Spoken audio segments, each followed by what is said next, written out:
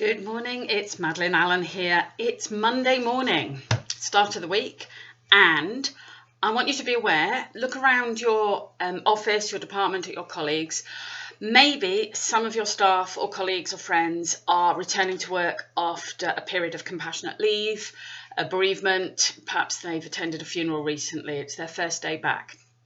Chances are high, on any given day, 1 in 10 of the workforce are affected by a bereavement, so it's highly likely. So on this Monday morning, I want to give you 5 tips of what you can do to help those people who are just coming back after a bereavement or who are currently grieving. Okay, quick tips. Number 1, simply ask them how they're doing.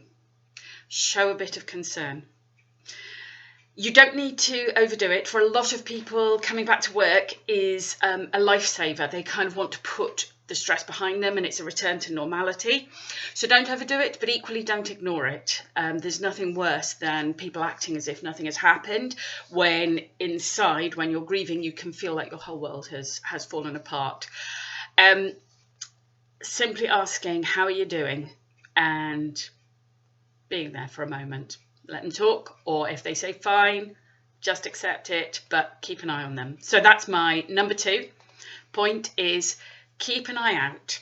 Just watch for any signs that things are not fine. And if you notice that perhaps they're struggling with emotion, which can overwhelm you at unexpected moments in meetings, when you're at the desk or something, just make it okay for the person to have that emotion with a minimum of fuss, and check in on them. Which brings me to number 3. Have you got in your organisation a safe, quiet, private space that person can go to? It might be as simple as a quiet corner of the dining room, the canteen.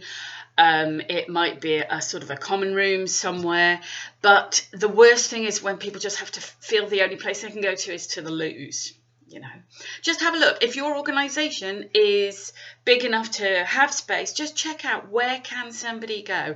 I know one organisation who said, oh yes, we've got a room that we use for things like counselling and when people want to have a staff consultation, but when we went over there, the door was locked.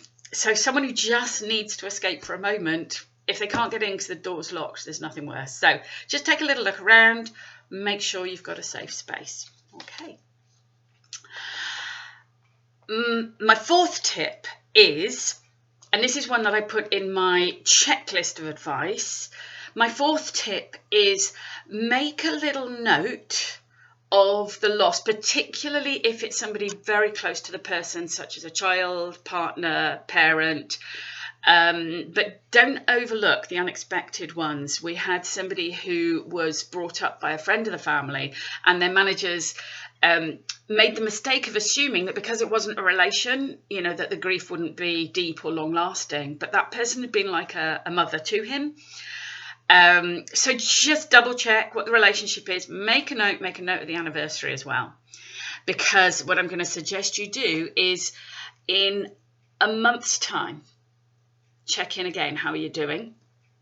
And then in a year's time, check in and say something like, I seem to remember that this might be a difficult time of year for you. Something like that. Don't make it too big, but just again, show that you're appreciating. Anniversaries can be really, really difficult, and sometimes even just one kind word can make such a difference. Okay. I mentioned that I've got a checklist. I'm going to put a link in my LinkedIn bio so that if you want to download, that's completely free. It's just a few pointers, a little bit more than what I'm giving you in this video. You'd be very welcome to download it and use it. And my 5th tip, why not consider holding a Grief at Work awareness workshop? I run these on a regular basis, so if you want to find out more, message me for details. The point being, every manager could really do with understanding what the impact of grief is, how it manifests itself, I make a particular attention to the impact of grief on your bottom line. This is a win-win-win. This isn't simply about being a good people manager. You're also going to help those people return to productivity. You're going to be known as a great place to work, a caring place to work, which is proven to improve staff retention, to attract good staff.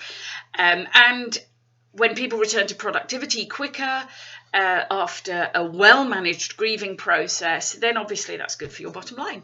It really is a win-win-win. So consider holding a grief at work awareness workshop where I'll take you through the impact of grief, some of the ways it manifests itself, the grieving process and what a manager can do and how they can help members of staff in that position. If you want to know more, just message me and I'd love to work with you.